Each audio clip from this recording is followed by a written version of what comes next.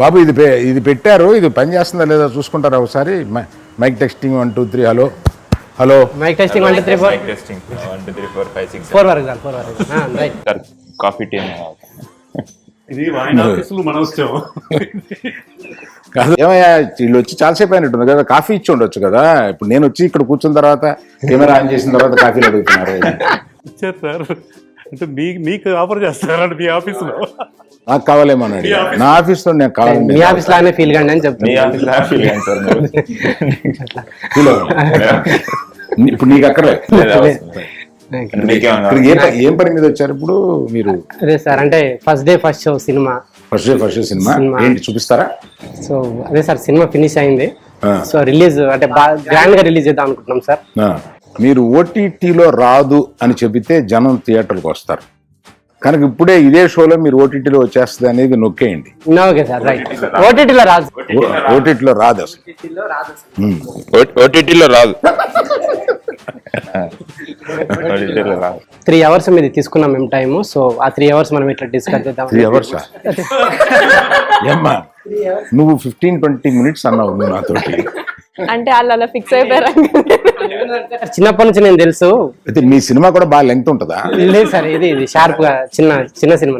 చిన్న సినిమానే మరి ఇంటర్వ్యూకే 3 hours అడిగితే మీరు అంటే అది 15 minutes అట్లా ఎడిట్ చేస్తాం. Editing 15 minutes. ఓ 3 hours తీసి yes. అంటే ఇప్పుడు నువ్వు ఇప్పుడు రిలీజ్ అవ్వబోయే సినిమా 2 hours సినిమా అనుకో, అది 6 hours తీసి దాన్ని 2 hours చేస్తున్నావా?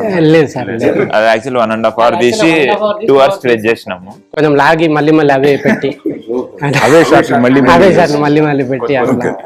సార్ అది నేను ఒక ప్రొడక్షన్ హౌస్ పెట్టి బ్యానర్ పెడదాం అనుకుంటున్నా సార్.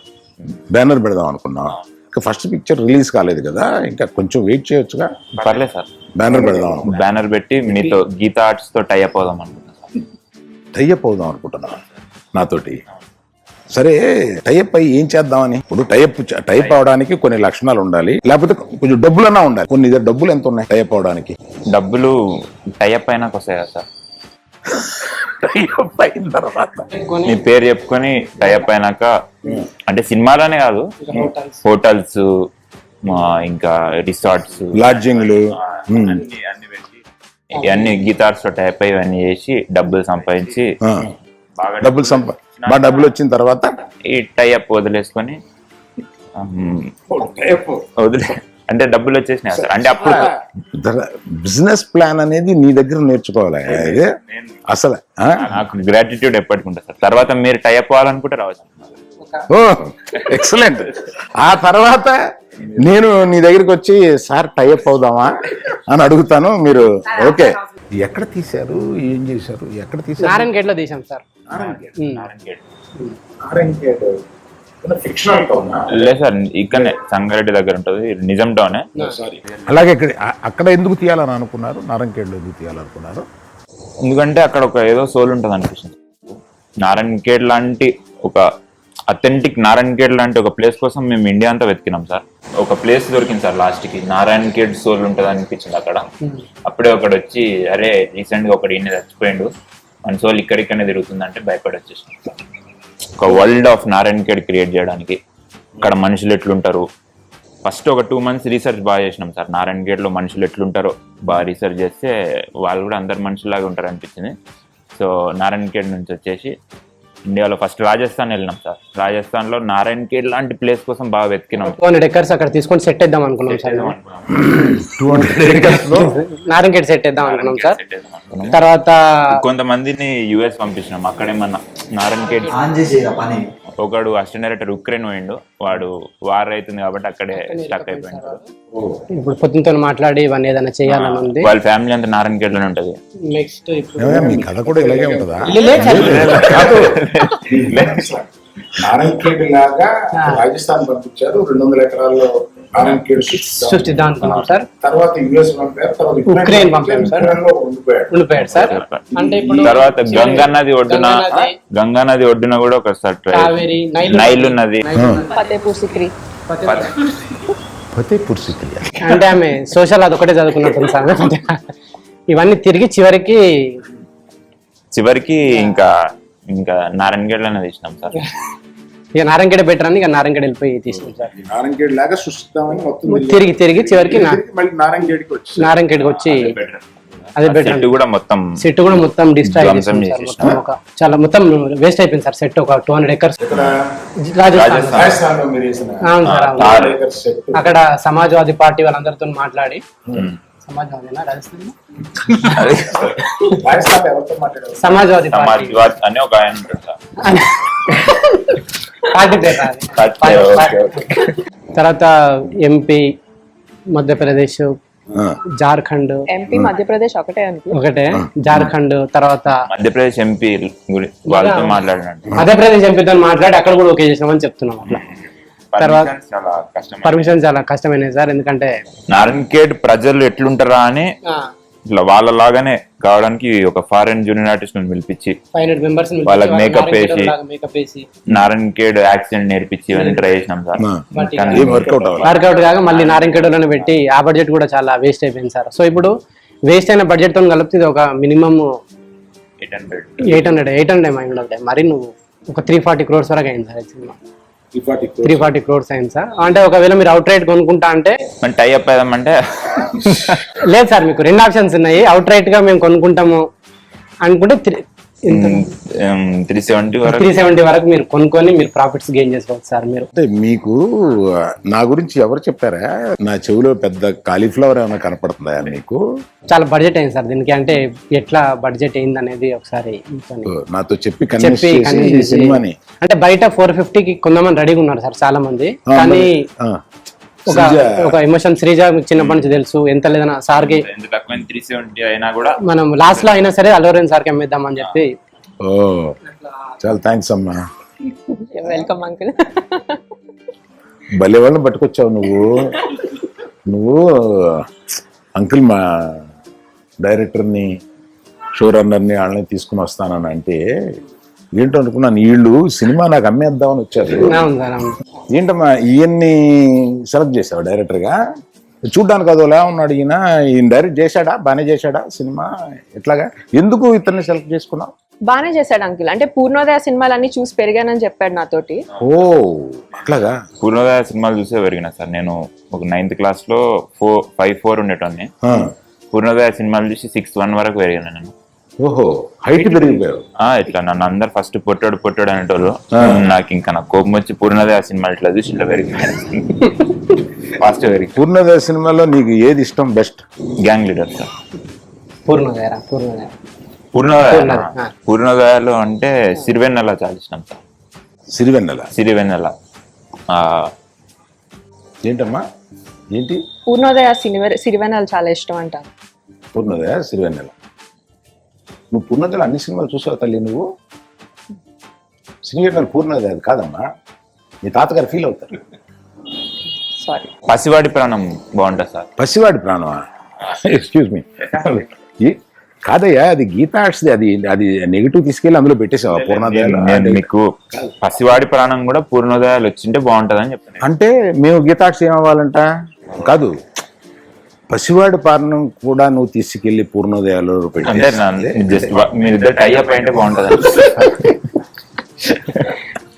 అమ్మా శ్రీజ, ఇతన్ని నువ్వు డైరెక్టర్ గా సెలెక్ట్ చేసావు సరే, శాలరీ ఏమి ఇచ్చావు ఇతనికి? రెమ్యునరేషన్ ఏమి ఇచ్చావు? వాళ్ళు ఇస్తా అన్నారు సార్, కానీ నేనే వద్దన్నాను. నేను నాకు శాలరీ ఏమొద్దు. ఓ, శాలరీ లేకుండా పని చేసావా? లేదు సార్, సినిమా అయిపోయినాక నైజాం షేర్ నాకు కావాలని అడిగిన సార్.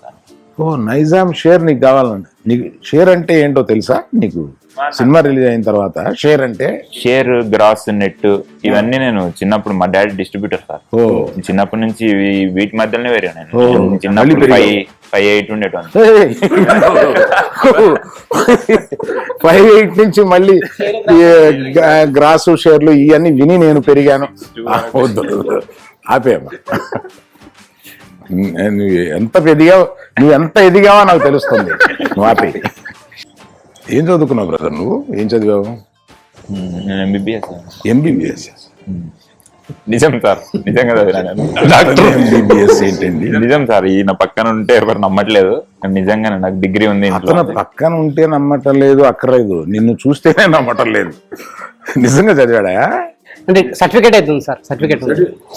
చదివితేనే ఇస్తారు సార్ సర్టిఫికేట్. లేదు ఏ యూనివర్సిటీ? కాకతీయ యూనివర్సిటీ. కాకతీయ కాదు సార్, మహబూబ్ నగర్ లో SVS మెడికల్ కాలేజ్ అని ఇట్లా కాదు. యూనివర్సిటీ అడిగిండ్రా? యూనివర్సిటీ ఉంటుంది సార్ అన్నిటికీ. ఓకే. నిజంగానే చదివావు అన్నమాట. నిజంగా MBBS. నిజంగా. మరి MBBS చదివి ప్రాక్టీస్ చేయకుండా ఇక్కడికి ఎలా వచ్చేసి ఇవన్నీ చేద్దాం అనుకున్నావు? లేదు సార్, ఇది జస్ట్ పార్ట్ టైం. ఇది నెక్స్ట్ వన్ కి ప్లానింగ్. తర్వాత నేను ఒక అపోలో హాస్పిటల్ లాంటిది ఒకటి పెద్దది కట్టి కానీ కాలేజెస్ బిల్డ్ చేసి లాస్ట్ కి ఎట్లో అలా గీతార్ట్స్ తో టై అప్ మన రామ్ చరణ్ ఉపాసనతో కూడా మాట్లాడింది సార్ జూమ్ కాల్ లో మాట్లాడి రామ్ చరణ్ ఉపాసనతో కూడా మాట్లాడి రామ్ చరణ్ ఉపాసన తోటి జూమ్ కాల్ లో కొద్దిగా ఆడియో క్లారిటీ బాగాలేదని వాళ్ళు పెట్టేసారు. మాట్లాడి అక్కడ డీల్స్ అన్ని అయిపోయినాయి సార్. వాళ్ళు అవన్నీ అంతే, వాళ్ళతో టైప్ అయిన తర్వాత ఆ డబ్బులతో మీతో సినిమా చేద్దామని అట్లా. ఇప్పుడు నా టైఅప్ కాకుండా అపోలోతో టైఅప్ అవుదాం అనుకుంటాం. Very good. ఓకే, టైప్ అయ్యి తర్వాత ఆ డబ్బులు తీసుకొని వాడు చిన్నప్పటి నుంచి టైప్ సార్. వాడు చిన్నప్పటి నుంచి టైప్ అయిపోవడం అంటే ఇష్టం. సార్ ఇందాక కింద వచ్చేటప్పుడు ఒక ఆయన వచ్చి, సార్ మీరు అర్జెంట్ గా గీతార్స్ లో సైన్ చేయాలంటే, నాకు ఇప్పుడు టైం లేదా ఈ సినిమా మీద అంటే అసలు వినకుండా బలవంతం చేసి మరి సైన్ చేపించుకున్నారు సార్. ఇంకా ఫోన్లే అని చేసిన నేను. ఇంకా మీరు అడ్వాన్స్ ఇస్తే కొద్దిగా. నిన్ను సైన్ చేయించుకున్నాడా? ఎక్కడ? ఎంట్రన్స్ దగ్గర. గేట్ దగ్గర. ఎంట్రన్స్ దగ్గర. ఇప్పుడు నేను అడ్వాన్స్ ఇస్తే నువ్వు నాకు సినిమా చేసి పెడతావు. పెడతా సార్. కింద సైన్ చేయించుకున్నారు. అదేంటో తెలుసా నీకు? ఎవరన్నా కొంచెం దొంగ కోళ్ళు పట్టేవాడిలాగా ఉంటే లోపలికి వచ్చేటప్పుడు సంతకం పెట్టించుకుని పంపిస్తారు. అదేనమాట సంతకం. నాతో పెట్టించుకోలేదు సార్. పంపించేసి అట్లా కూడా లేరన్నా సార్. ఒక్కసారి అల్లు అర్జున్ పిలిస్తే నేను ఇట్లా స్టోరీ చెప్పేసి ఒప్పించేసి అడ్వాన్స్ తీసుకుంటా సార్. నేను తొందర 10 నిమిషాల్లో. నీకు నువ్వు అల్లు అర్జున్ ఎవరో తెలుసా? సినిమాలు చూసావా నువ్వు? అసలు నేను రే ఆ మ్యాగజైన్ తీసుకురా. నేను కారులో వస్తుంటే ఈ మ్యాగజైన్ ఇచ్చారు ఇండియా టుడేలో. ఇండియా టుడేలో మా నాడిది ఫ్రంట్ పేజీ పడి ఇలా ఉంది అని నేను చాలా ఆనందపడుతూ ఇది తెరిచి చదవబోయాను. ఈ లోపల కారు వచ్చి ఆఫీస్లో ఆగింది. సార్ పైన ఫస్ట్ డే ఫస్ట్ షో ఉన్నారని చెప్పారు. సో ఇంతలో విషాదకరమైన ఇతనితో ఈ విషాదకరమైన నువ్వు గిటార్స్ లోపలికి వస్తుంటే సైన్ తీసుకున్నారుగా? తీసుకున్నారు సార్. ఫోటో కూడా తీసుకున్నారు కదా? తీసుకున్నాను. నేను నీకు ఒక ఉపకారం చేస్తాను. ఈ ఫోటో ఈ సిగ్నేచర్ 2 అల్లు అర్జున్ పంపించి ఇతను ఎప్పుడు మీ గేట్లోకి ఎలా చేయొద్దండి అని చెప్తా. హీరో సార్ అలాంటి తిరిగినాడు శ్రీకాంత్. సరే చూస్తా తర్వాత మేడం చూస్తా. నేను కూడా గీతా సినిమాలు చూసే పెరిగిన సార్. యాక్చువల్లీ నేను 5 feet ఉండే. ఏం సినిమాలు చూసి పెరిగావు? గరానా మొగుడు సార్. నాకు అసలు చిరంజీవిని చూస్తాను. గరానా మొగుడు గీతార్స్ కాదమ్మా, అది పూర్ణోదయ కాదు, అది దేవిప్రసాద్ అని ఆయన తీశారు. మాకు 2 ఎక్కువ తెలుసు సార్, గీతార్ట్స్, పూర్ణోదయ. సార్ ఇప్పుడు అంటే నేనంటే లైఫ్ లో అన్ని చూసేసిన సార్. ఒక హిట్ ఒక ఫ్లాప్ చూసిన, కానీ పాపం వీళ్ళకు తెలియదు సార్ ఎట్లా డీల్ చేయాలి, హిట్ ఎట్లా డీల్ చేయాలి, ఫ్లాప్ ఎట్లా డీల్ చేయాలి. సో మీరు చెప్పండి సార్, మీరు ఎట్లా హిట్ అయితే ఎట్లా, ఫ్లాప్ అయితే ఎట్లా? మీరు నేను చాలా హిట్లు ఫ్లాప్లు అన్నీ చూశాను. నేనేం చేద్దామని కాకుండా అసలు మీరేం చేద్దాం అనుకున్నారు? హిట్ అయితే ఏం చేద్దాం అనుకున్నారు, ఫ్లాప్ అయితే ఏం చేద్దాం అనుకుంటున్నారు? హిట్ అయితే ఏముంటుంది సార్, మొత్తం నేను బాగా చేసిన డైరెక్షన్ మొత్తం కంప్లీట్ అనుదీప్ ఇచ్చేస్తా సార్. అనుదీప్ ఉండు కాబట్టి సినిమా హిట్ సార్.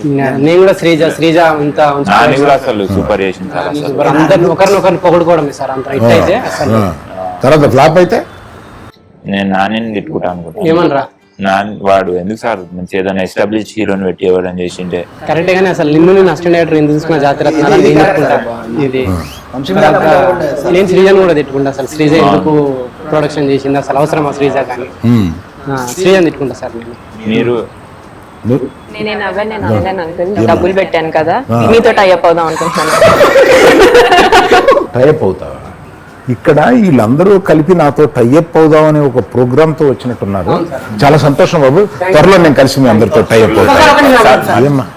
అసలు విషయం వచ్చిన విషయం మర్చిపోయాను సార్. ఏమిది? ఒకసారి కూర్చోండి, ఒకసారి కూర్చోండి, నేను చెప్తాను. టైఅప్ కాదు, సాంగ్ లాంచ్ చేద్దామని. సాంగ్ లాంచ్ వచ్చింది ఇక్కడికి. సాంగ్ లాంచ్ కోసం వచ్చినాం సార్. అది కాకుండా టైఅప్ అవన్నీ మాట్లాడినాము. బట్ టైప్ కూడా అవుదాము బట్ ఎక్కడమ్మా ప్లే బటన్ ఎక్కడ నొక్కితే పాట వస్తుంది?